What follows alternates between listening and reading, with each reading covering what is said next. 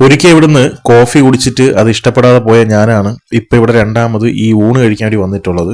പിന്നെ ഇതിന്റെ കൂടെ ഞാൻ പറഞ്ഞത് ഇവരൊരു ബീഫും ചിക്കൻ തോരനുമാണ് പറഞ്ഞത്. പക്ഷെ ചിക്കൻ തോരൻ എനിക്ക് കണ്ടിട്ട് ചിക്കൻ പിരട്ടായിട്ടാണ് തോന്നിയത്. പക്ഷെ എന്തായിരുന്നാലും അത് അടിപൊളി സാധനമായിരുന്നു. പിന്നെ ഇവരെ ഈ ഒരു സാലഡ് അത് ഉറപ്പായിട്ട് ട്രൈ ചെയ്യേണ്ടതാണ്. കാരണം ഇവർ തന്നെ ഇവിടെ ഉറവൊഴിച്ച് ഉണ്ടാക്കേണ്ടി തോന്നുന്നു. കാരണം അതിനൊരു പ്രത്യേക ഒരു ടേസ്റ്റ് ആയിരുന്നു ആ സാലഡ്. ഈ ബീഫിനെക്കാളും എനിക്ക് ഏറ്റവും കൂടുതൽ ഇഷ്ടപ്പെട്ടത് ആ ഒരു ചിക്കൻ ആയിരുന്നു.